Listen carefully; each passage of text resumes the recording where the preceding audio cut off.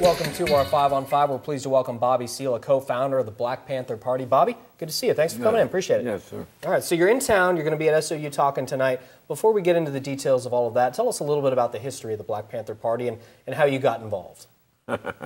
Actually, I was employed by the city government of Oakland, California when I created the Black Panther Is that Party. right? Oh, yes.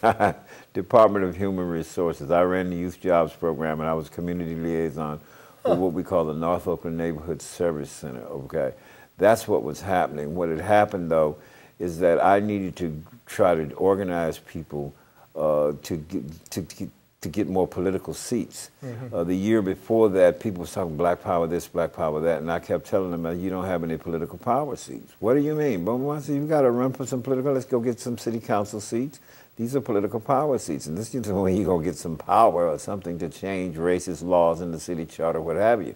And I clocked around the country, even a little bit before that, there were less than 50 black African Americans elected to political office throughout the whole of the United States of America, from the lower city council level to the federal level. Less than 50 at the time. This is the middle of the 1960s. Yeah, right. And then I made up my mind that, wow, we got to get political power seats. So even down south at the time, I said, wow, they got to be able to vote down there. Why?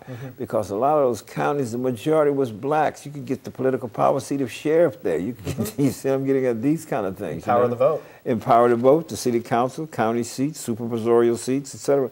These people make laws, etc. Bang, bang, bang. And that is what motivated me.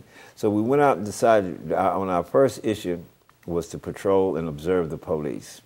But it was a very legal thing that we did, so much so that Huey Newton, my friend, was in law school at the time, 2 years into it. So we knew all the laws about the legal guns, law books, and the tape recorders. This is what we were. Wow, and we were out there observing the police one night. So now, we didn't point guns at people because we knew the law. You can't point loaded weapons at people. And California law constituted assault with a deadly weapon. But the cop says, you have no right to observe me. And Huey says, no, California State Supreme Court ruling states that every citizen has a right to stand and observe a police officer carrying out their duty as long as they stand a reasonable distance away. A reasonable distance in that particular room is constituted 8 to 10 feet. We're standing approximately 20 feet from you, and we'll observe you whether you like it or not.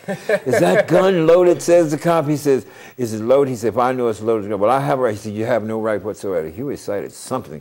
The United States Supreme Court. Good to have a lawyer on the team. Versus so-and-so and so-and-so, therefore you cannot remove my property from him without due process of law. And he didn't know what to do.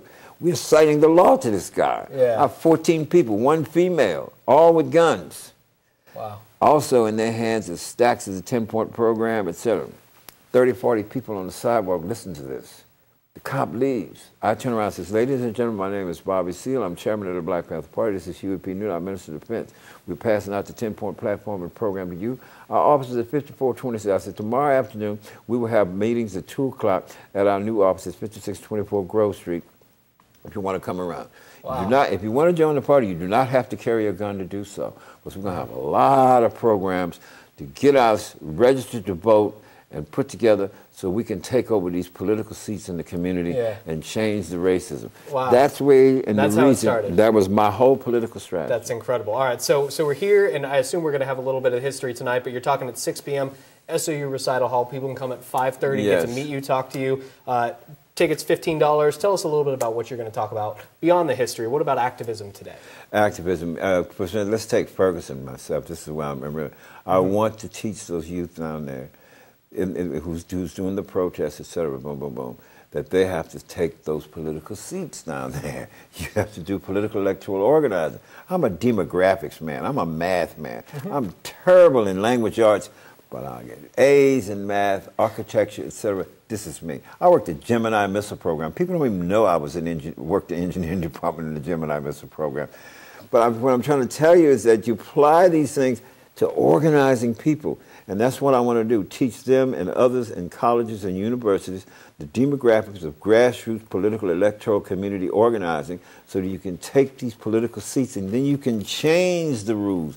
You can change the rules to make the police have better relationships with the community. You see what I'm getting at? That's what's got to happen. Very cool. Bobby, great to meet you. Thank you so much for being here. Appreciate it. Okay, sure. All right. Stay with us. We'll be right back.